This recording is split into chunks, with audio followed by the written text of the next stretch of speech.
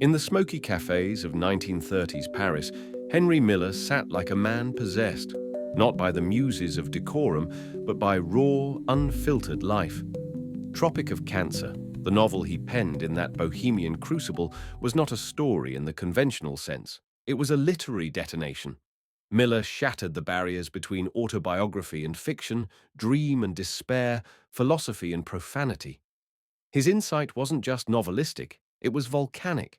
He believed the purpose of writing was not to entertain or moralize, but to live more fully, to plunge into the blood and guts of life, and return with the marrow of human experience smeared across the page.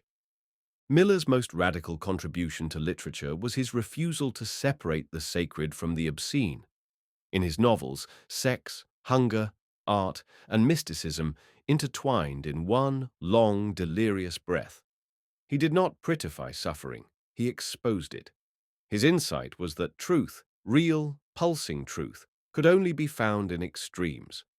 Whether he was raving about the metaphysical meaning of hunger or the transcendence found in physical intimacy, Miller wrote as if his soul were on fire.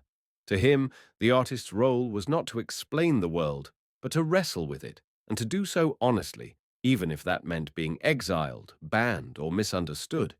And he was.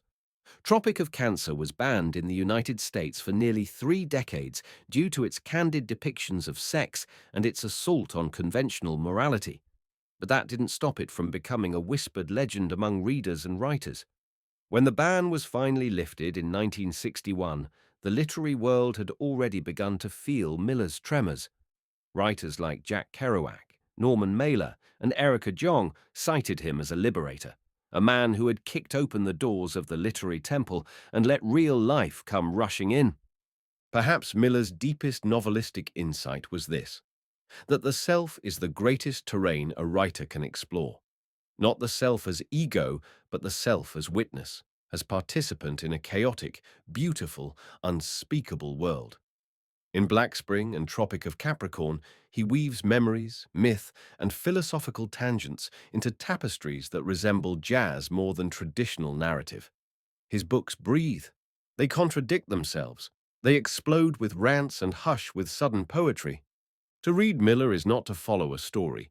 It is to enter a state of being.